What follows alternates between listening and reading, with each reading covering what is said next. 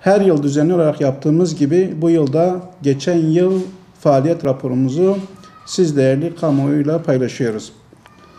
2018 yılı Umut Kervanı faaliyet raporumuz aşağıda özetlenmiştir.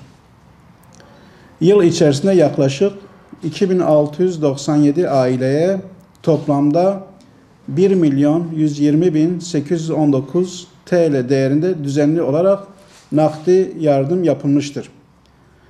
Mübarek Ramazan ayında fakir ve muhtaç ailelere ulaştırılmak üzere hayırseverlerin desteğiyle gıda paketleri hazırlanarak üye ve gönüllülerimizle dağıtımı yapıldı. Ramazan ayı dışında da hem aylık düzenli olarak hem de farklı tarihlerde gıda kolileri hazırlanarak muhtaç ailelere ulaştırıldı. Yıl içerisinde toplamda 19.536 aileye 1.613.868 TL değerinde gıda kolisi dağıtımımız oldu. Kurban Bayramı'nda kurban keseceklerden vekaletleri alınarak kurbanları kesildi. Kesimde bağışlanan kurban etlerinden 12.871 aileye 963.564 TL değerinde 1,5 kiloluk kırmızı et paketi dağıtıldı. Kurban Bayramı dışında da 1691 aileye toplamda 27.315 TL değerinde beyaz et yardımı yapıldı. Büyük çoğunluğu yurt dışında olmak üzere 375 adet kurban, adak ve akika kurbanı toplamda 203.720.000 TL tutarı karşılığında kestirilerek bağışlanan etler de ihtiyaç sahiplerine dağıttırıldı. 2018 eğitim ve öğretim yılı başında 889 ailemizin öğrencilerine toplamda 83.625.62 TL değerinde kırtasiye yardımı yapıldı. Gerek Ramazan Bayramı'nda, gerek Kurban Bayramı'nda ve gerekse yıl içerisinde yetim ve mağdur ailelerimizin özellikle çocuklarına yönelik ve mağduriyet durumları göz önünde bulundurularak 6.281 aileye toplamda 1.095.212 TL değerinde giyim yardımı yapıldı. İhtiyaç sahibi ve mağdur 251 aileye toplam 142.424 TL değerinde çeşitli ev eşyası yardımı yapıldı. İhtiyaç sahibi ve mağdur 101 aileye 82.975 TL değerinde yakacak yardımı yapıldı. Yine ihtiyaç sahibi ve mağdur 574 aileye 19.940 TL değerinde çuval un yardımı yapıldı. İhtiyaç sahibi ve mağdur 877 aileye 76.854 TL değerinde temizlik ürünü dağıtımı yapıldı.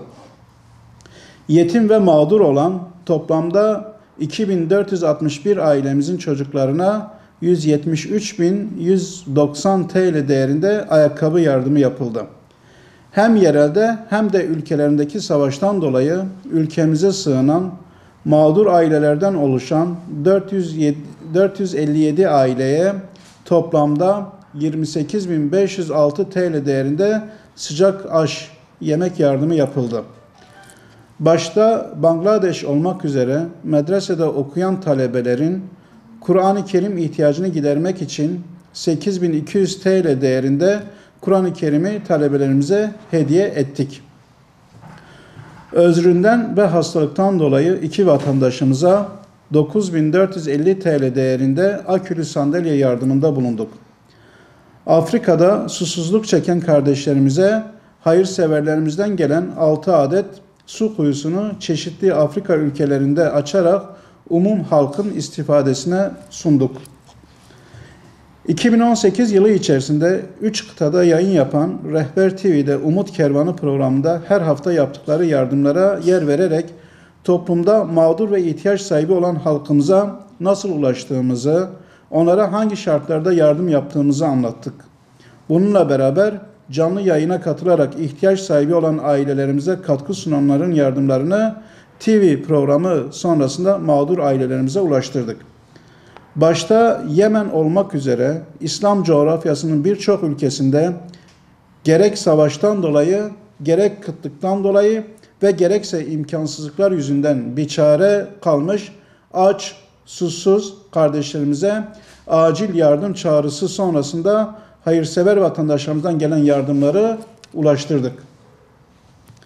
Yıl içerisinde resmi kurumlara, basın yayın kuruluşlarına, iş adamlarına, esnaflara ve halkımızdan birçok kesime ziyaretler gerçekleştirerek onlara çalışmalarımızı anlattık.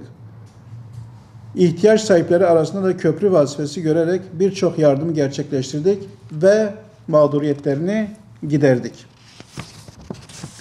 2018 yılı içerisinde Umut Kervanı olarak ayni ve nakdi olarak toplamda 49.487 aileye 5.678.174 TL değerinde yardım yapıldı. Umut Kervanı olarak geçen yıllarda fakir, muhtaç ve yetim ailelerimize nasıl umut olduysak, inşallah 2019 yılında da umut olmaya devam edeceğiz. Hayırseverler ile ihtiyaç sahipleri arasında umut olmaya devam edeceğiz. Bu konuda aracılığımız ile ihtiyaç sahibi mağdur ve yetimlere yardımlarını esirgemeyen tüm hayırseverlerimize bir kez daha teşekkür eder. Rabbimizden kendilerine kat kat ecir vermesini dileriz. Rabbimiz yaptıkları tüm yardımları katında kabul etsin ve onların mallarını bereketlendirsin.